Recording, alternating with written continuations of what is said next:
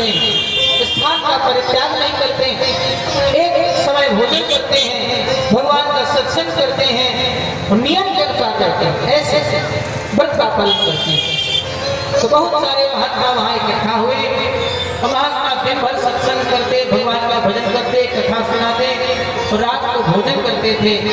नारद जी ने कहा कि मेरी माँ मुझे लेकर के सत्संग सुनने के लिए बैठती थी और जब शाम के समय महात्मा भोजन करते थे तो मैं दासी का पुत्र था, बालक था, बहुत भूखा रहता था।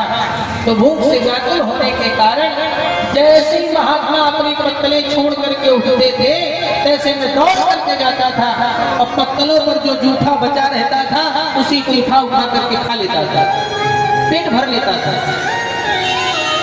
नारद जी ने कहा कि यही क्रम 4 महीने तक चला। 4 महीने बाद महात्मा अपने अपने आश्रम लौट करके जाने लगे। तो मैंने महात्माओं से प्रार्थना की कि महात्मा कृपा करके आप हमको अपने साथ लेते चलिए, क्योंकि मेरी आदत भगवान की कथा सुनने की हो गई। बिना भगवान की कथा के, बिना भगवान के सत्संग के, बिना भगवान के भजन के मैं जीवित नहीं रह सकता। नारद जी ने कहा कि मैं तो जाना चाहता था, लेकिन मेरी माँ मुझे भेजना नहीं चाहती थी। मेरी माँ चाहती थी कि मेरा बालक मेरे पास रहे। तो माँ ने महात्माओं से जाकर के अकेले में कहा, रोने लगी, महात्मा जी हमारे बालक को मत ले जाना, जिसके लिए मैं जीती हूँ।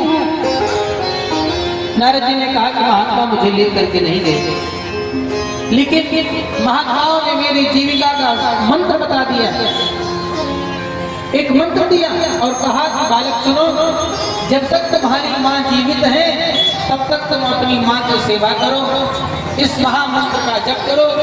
जब तुम्हारी माँ की मृत्यु हो जाए तो तुम हमारे पास चले आए। नारद जी ने कहा कि उसी महामंत्र का मैं जप करने लगा। दुहते निशिगाम पथे। एक बार निशी संध्या के समय, रात का समय हो गया था। रात के समय मेरी माँ गाय धोने के लिए गौशाला में गई। रास्ते में ही एक सर्प के ऊपर पैर मेरी माँ ने रख दिया, जिसके कारण सर्प ने मेरी माँ को काट लिया। नारद जी ने कहा,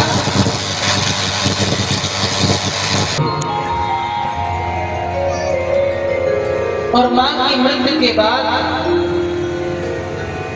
मैंने माँ का संस्कार किया और उसके बाद मैं महात्माओं के द्वारा बताए हुए स्थान में चला गया। जो मंत्र महात्माओं ने दिया था उसी महामंत्र का मैं जप करने लगा। ओम नमो भगवते वासुदेवाय। ओम नमो भगवते वासुदेवाय। ओम नमो भगवते वासुदेवाय। इसी महामंत्र का जप मैं करता था और एक दिन ऐसा आया कि जब मुझे भगवान का दर्शन हुआ।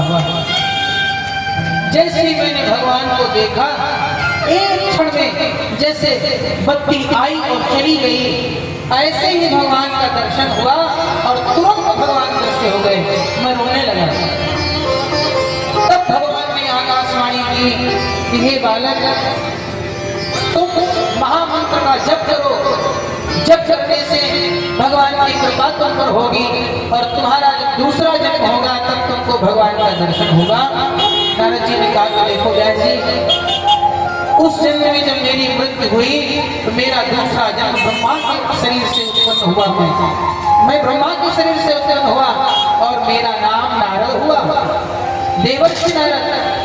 नारद जी ने कहा कि जिस भगवान को पाने के लिए बड़े बड़े ऋषि, महात्मा, योगी, मुनि जप करते हैं, तप करते हैं, ध्यान करते हैं, समाधि लगाते हैं, फिर भी भगवान का दर्शन नहीं होता। ऐसे